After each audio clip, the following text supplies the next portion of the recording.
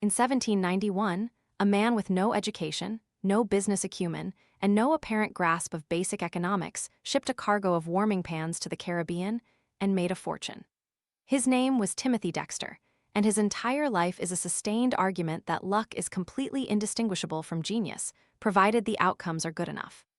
Dexter was born in 1747 in Malden, Massachusetts, the son of a farmer, and apprenticed as a leather dresser. He married a widow slightly older and considerably wealthier than himself, then parlayed her money into a series of investments that everyone around him considered idiotic. He bought up depreciated colonial bonds after the Revolutionary War, bonds so devalued that wealthier and smarter men had dumped them, and when the new federal government honored them at full value, Dexter became rich.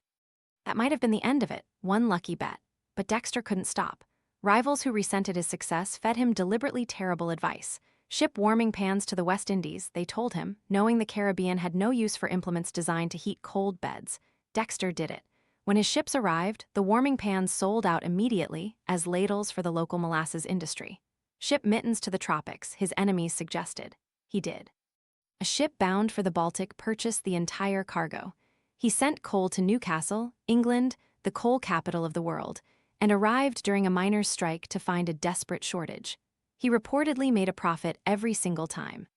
With his new wealth, Dexter commissioned a mansion in Newburyport, Massachusetts, and surrounded it with 40 wooden statues of world historical figures: George Washington, Napoleon, various kings, with one statue labeled Lord Timothy Dexter, placed prominently among them because he had declared himself a lord. He hired a poet laureate for his household. He instructed his servants to address him as Your Highness. In 1802, he published a book called A Pickle for the Knowing Ones, a rambling philosophical treatise containing absolutely no punctuation of any kind across its 8,000 words.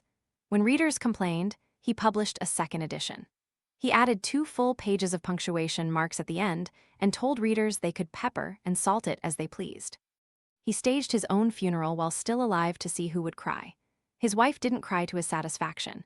He reportedly beat her for the failure. He died in 1806, having turned a series of objectively terrible decisions into a fortune that outlasted him. The historical joke at the center of his life, that luck wears the costume of genius so convincingly that nobody can tell the difference, is still, 2 centuries later, unresolved.